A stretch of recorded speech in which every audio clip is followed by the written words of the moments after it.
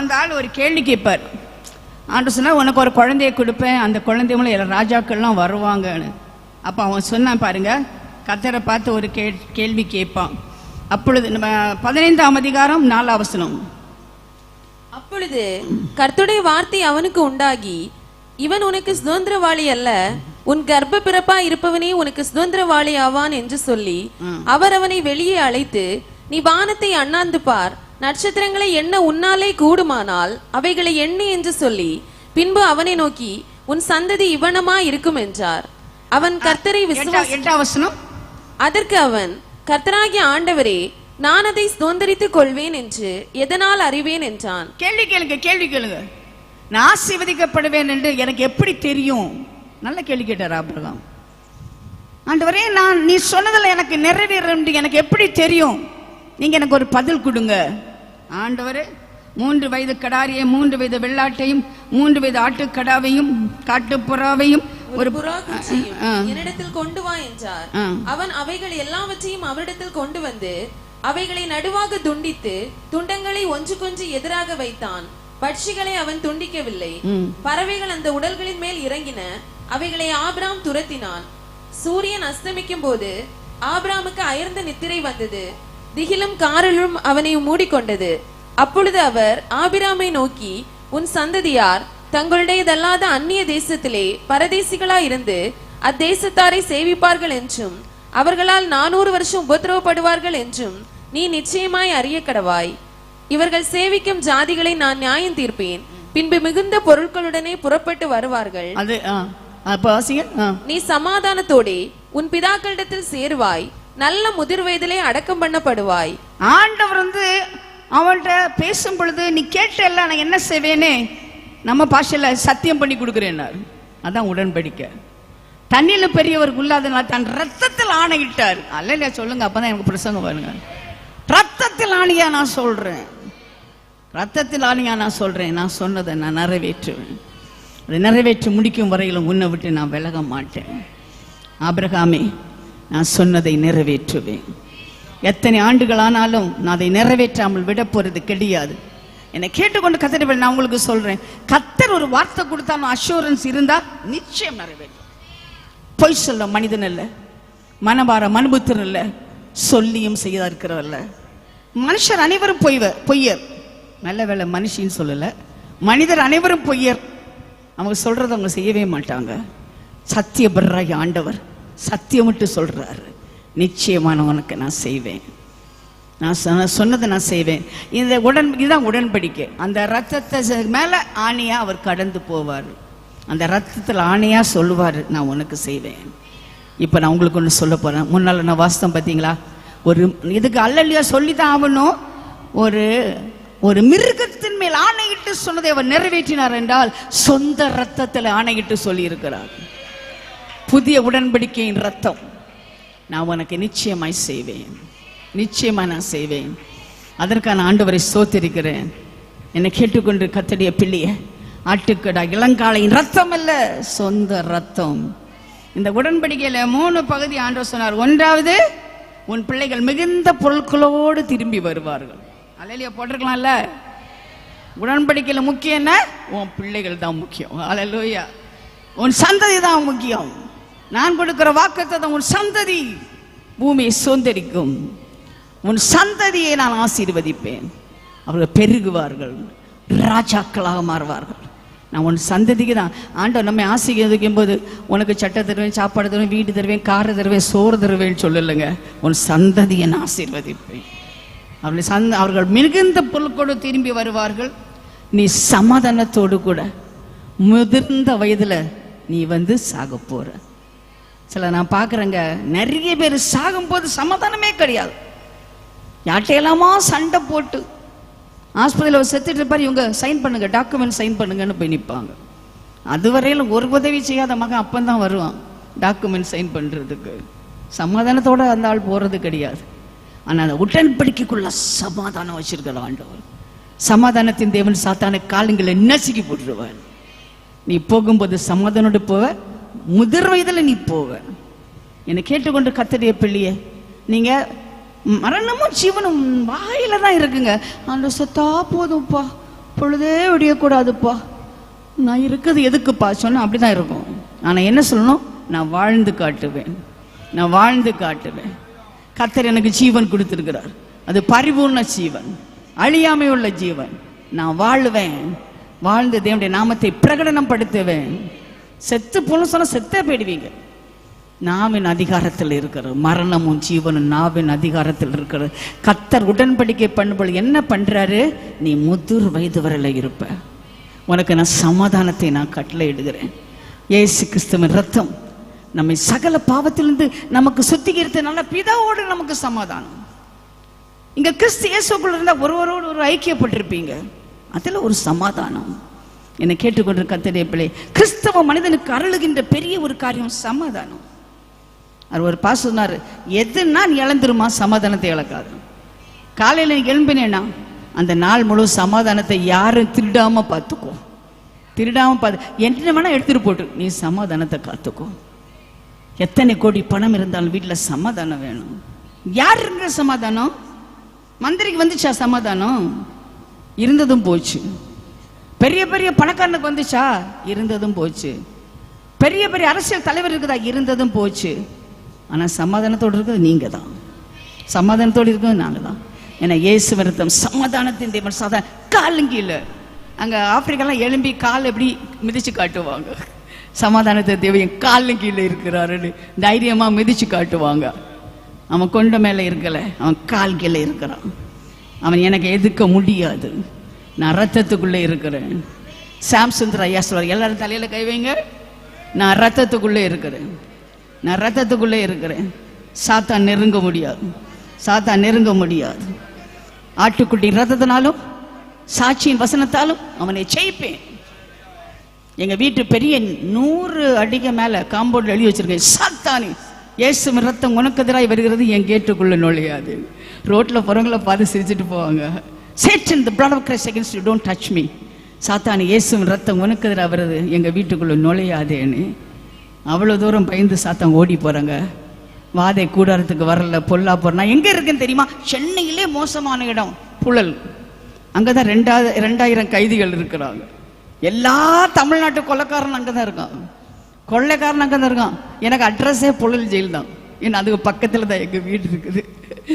எங்கிருந்து வரமா? புழல் ஜெயிலேருந்து வரமா? அதான் எனக்கு அட்ரஸுங்க. என்னை கேட்டுக்கொண்டிருக்க கர்த்தருடைய பிள்ளை, நான் ஜெயிலுக்கு போயிருக்கேன், தப்பா இது பண்ணிடாதீங்க. பத்மாவதியார் ஜெயிலுக்கு போனாங்கன்னு பிரசங்கம் பண்ண போயிருக்கிறேன். 800 ஆயுள் தண்டனை கைதிகளுக்கு நான் பிரசங்கம் பண்ணியிருக்கேன். அப்ப நான் என்ன சொன்னேன் தெரியுமா? எங்க இயேசு கைதியாக தான் மரித்தாரு. கடைசி அவர் ரட்சித்தது ஒரு கைதி தான், பரலோகத்துக்கு கொண்டு போன ஒரு கைதி தான்.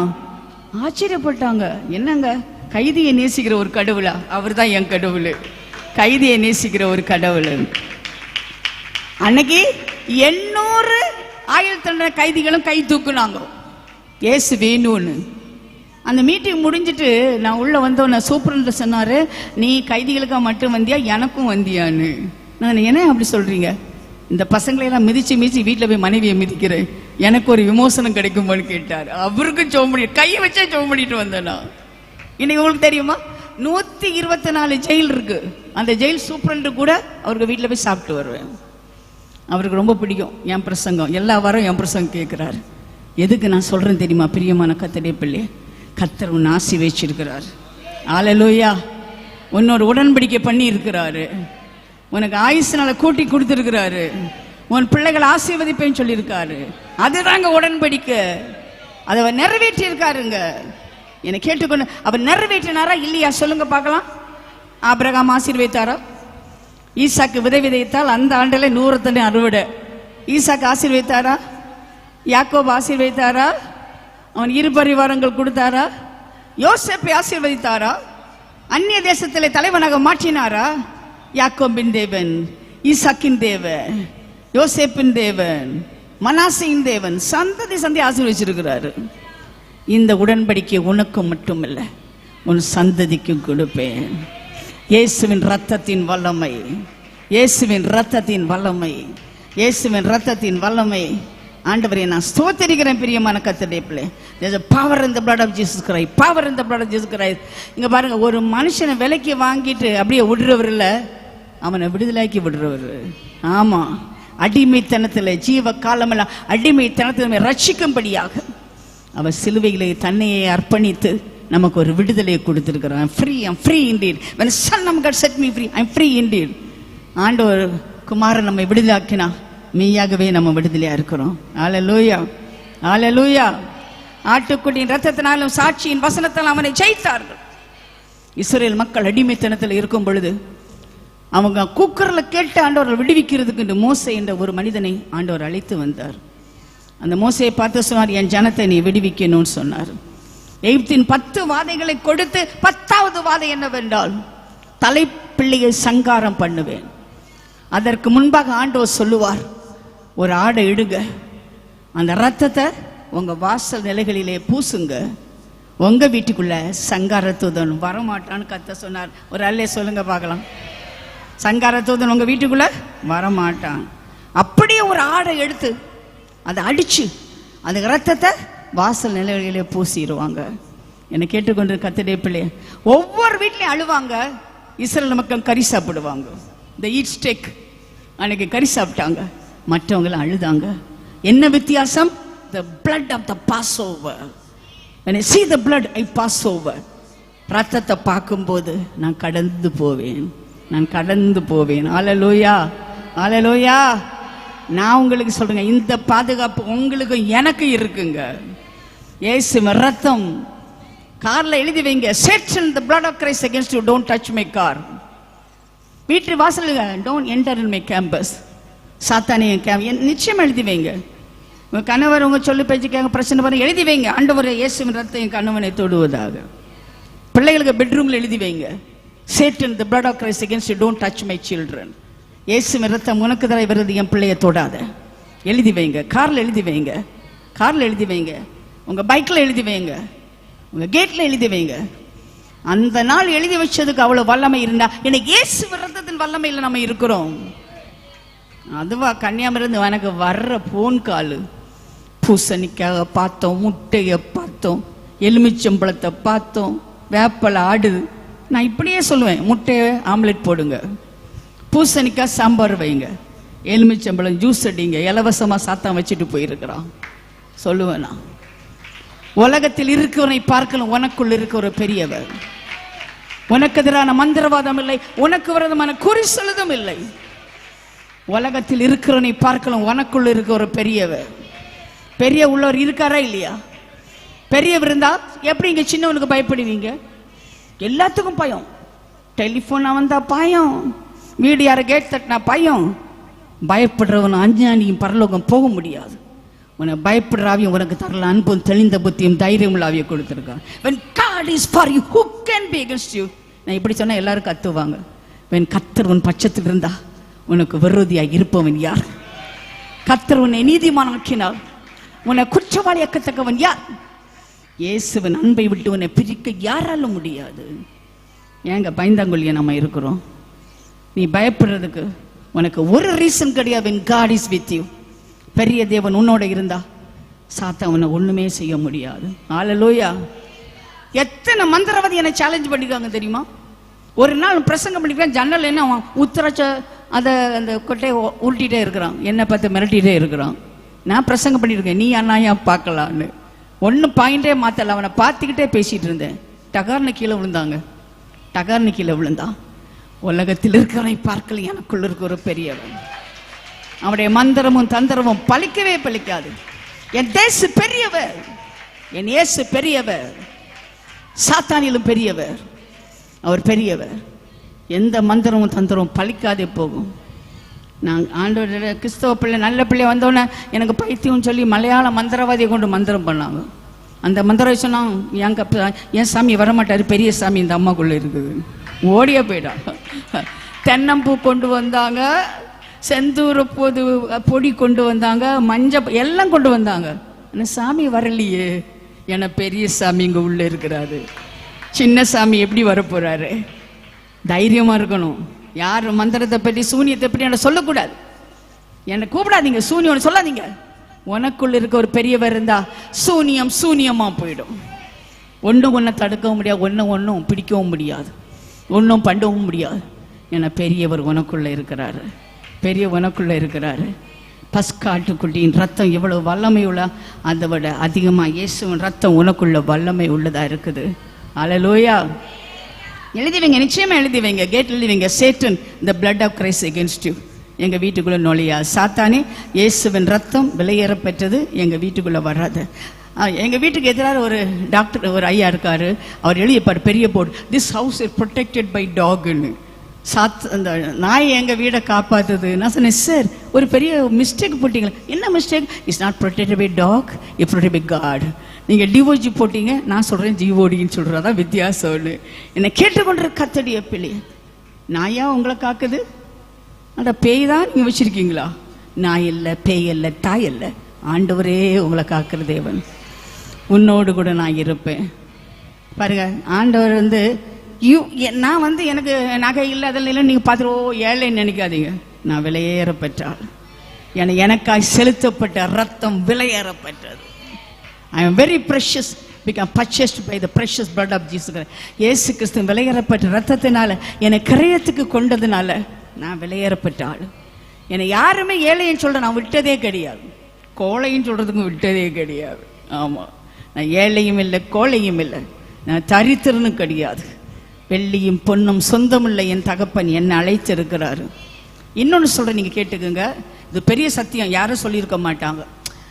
பழைய ஏற்பாடு முழுவதிலும் யாரும் ஆண்டவரை பிதான்னு கூப்பிட்டதில்லை. ஒரு வசனம் காட்ட முடியுமா? பழைய ஏற்பாடு முழுவதும் யாரும் ஆண்டவரை பிதான்னு சொன்னது கிடையாது. இயேசு பிதான்னு சொன்னார். இப்ப நான் சொல்றதுக்கு நீங்க ரெடியா இருக்கணும். பிதான்னா ஃபாதர். ஆனா உங்களுக்கு தெரியுமா, இந்த இயேசு கிறிஸ்துவ ரத்தம் அவரை என்ன அப்பான்னு அழைக்க வச்சது, அவளை அப்பா என்று அழைக்க வைத்தது. ரத்த பாசம் சொல்லுவாங்க. இந்த உலகத்தில் உள்ள ரத்த பாசம் மோசம், வேஷம். எங்க அப்பாங்க ரத்த பாசம், அதுல நான் நின்றுட்டு இருக்கிறேங்க. வேதம் சொல்லுகிறது, அந்த கர்த்தருடைய ஆவியானவர் நமக்குள்ள வர்ற சமயத்துல புத்திர சுகாரத்தின் ஆவி, அப்பான்னு கூப்பிடுற புத்திர சுகாரம். I have a daddy God. இந்த ப்ளூ வானத்துக்கு மேல வீட்டிலே இருக்கிறாரு. ரொம்ப சிரிப்பாரு. எங்க வீட்டில் முன்னால கேஸே இல்லை. எங்க வீட்டில் ஆள் வந்தாங்க கேஸுக்காக வேண்டி, எங்க வீட்டில் காஃபி இல்லை. நான் போய், ஏசப்பா இன்னும் கொஞ்சம் கேஸ் கொடுங்க, நீங்க தானே ஆக்சிஜன் கொடுக்குற ஆளு. எனக்கு ஸ்டவ் எரிஞ்சுதுங்க, ஸ்டவ் எரிஞ்சுதுங்க. ஆக்சிஜன் கொடுக்குறாரு பாருங்க எப்படின்னு. இன்னொன்று, என் சிலமை என் வீட்டில் இருக்க அல்மாரை திறக்கிறது கொஞ்சம் கஷ்டம். நான் தங்கிற ஹோட்டலில் வாட்டர் பாட்டிலே திறக்கிறது கஷ்டம். அப்படி நான் கஷ்டப்படுறது ஒன்று. ஏசப்பா கொஞ்சம் திறந்து தாங்கலேன்னு உடனே திறந்து கொடுப்பாரு. அவர் அப்பா, daddy God is my daddy God. அதுக்கான ஆண்டவரை சோத்திருக்கிறேன். அப்பான்னு கூப்பிடத்தான் ஆசை, அப்பான்னு கூப்பிடவா, உம்மை அம்மான்னு கூப்பிடத்தான் ஆசை, அம்மான்னு கூப்பிடவா. கருவிலே சுமந்ததை பார்த்தா அம்மான்னு கூப்பிடுது, தொழிலே சுமந்ததை பார்த்தா அப்பான்னு சொல்லணும். என்னை கொஞ்சுவதை மிஞ்சுவதை பார்த்தா அம்மான்னு சொல்லணும். என்னை ஏந்துவதை தாங்குவதை பார்த்தா அப்பான்னு சொல்லணும். அப்பான்னு கூப்பிடுவே, அப்பான்னு கூப்பிடத்தான் ஆசை, அப்பான்னு கூப்பிடவா, உம்மை அம்மான்னு கூப்பிடத்தான் ஆசை, அம்மான்னு கூப்பிடவா.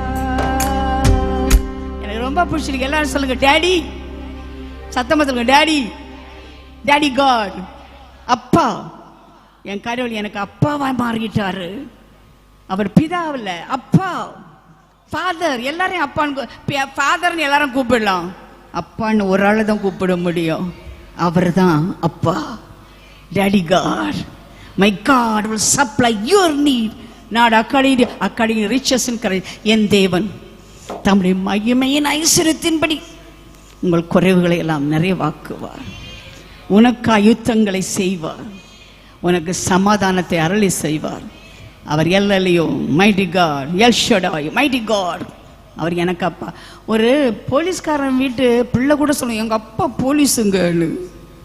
நீங்க எவ்வளவு தெம்பா சொல்லலாம், எங்க அப்பா உலக சக்கரவர்த்திங்க. உலகத்தை படைத்த ஏக சக்கரவர்த்தி எங்க அப்பாங்க. அதனால நான் சொல்லுவேன், அவருக்கு சொந்தமெல்லாம் எனக்கு சொந்தம், அவருடைய சொத்தெல்லாம் எனக்கு சொத்து. நான் ஏழை அல்ல, நான் கோழியும் இல்லை, அப்பா பிள்ளை. ஹல்லேலூயா, ஹல்லேலூயா. சத்தமுறை அல்ல சொல்லுங்க, ஹல்லேலூயா. கர்த்தர் நம்மை பாதுகாக்கிறது மட்டுமல்ல, நம்மை பரிசுத்தப்படுத்துறது மட்டுமல்ல, நம்மையில் அவர் வைத்திருக்கிற அன்பு எத்தனை பெரியது.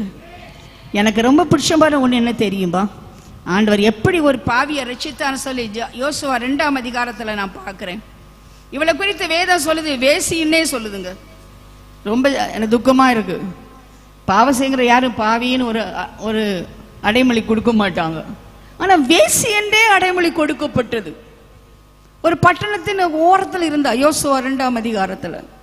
அவ வீட்டுக்கு யாரும் போக மாட்டாங்க, போனான்னா பிரச்சனை. ஐயோ வீட்டுக்கு போனால் பாவம் செய்கிறவங்க உள்ளே போவாங்கன்னு. ஆனால் இப்பொழுது மோசே அனுப்பின அந்த தூதர்கள் இவ வீட்டுக்கு தான் போகிறாங்க. பாவிகளை ரட்சிக்கிறதுக்காக இயேசு உலகத்தில் வந்தார். பரிசுத்தவான்களுக்கு வீட்டுக்கு போகாத நம்முடைய ஆண்டவர் பாவிக வீட்டுக்குள் நுழைவார். ரட்சிக்கணும் தான் அவருக்கு சந்தோஷமாக இருக்கு.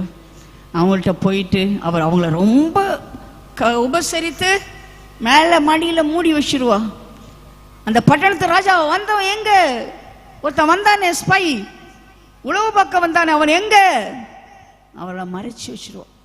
அவ சொல்லுவா பாருங்க, நிச்சயமாக உங்கள் தேவன் இந்த பட்டணத்தை, வாசிங்க 11 கேள்விப்பட்ட போது எங்கள் இருதயம் கரைந்து போயிற்று, உங்களாலே எல்லாருடைய தைரியமும் அற்று போயிற்று. உங்கள் தேவனாகிய கர்த்தரே உயர வானத்திலும் கீழே பூமியிலும் தேவனானவர். இப்போதும் நான் உங்களுக்கு தயவு செய்தபடியினால் நீங்களும் என் தகப்பன் குடும்பத்துக்கு தயவு செய்வோம் என்று கர்த்தர் பேரில் எனக்கு ஆணையிட்டு, நீங்கள் என் தகப்பனையும் என் தாயையும் என் சகோதரரையும் என் சகோதரிகளையும் அவர்களுக்கு உண்டான எல்லாவற்றையும் உயிரோடே வைத்து எங்கள் ஜீவனை சாவுக்கு தப்புவிக்கும்படி எனக்கு நிச்சயமான அடையாளத்தை கொடுக்க வேண்டும் என்றாள். அவள் வேசிதான். அவள் வாழ்க்கையில் ஒரு விருப்பம் இருந்தது. என்ன தெரியுமா? என் வீடு ரட்சிக்கப்பட வேண்டும் என்று. ஒரு வேசிக்கே இந்த விதமான வாஞ்சை இருக்குமானா, சுத்த அருமையான கன்னியாகுமரி மாவட்டத்து பிள்ளைகளே, உங்க குடும்பம் ரட்சிக்கப்படணும்னு உங்களுக்கு ஒரு விருப்பம் இருக்குதா?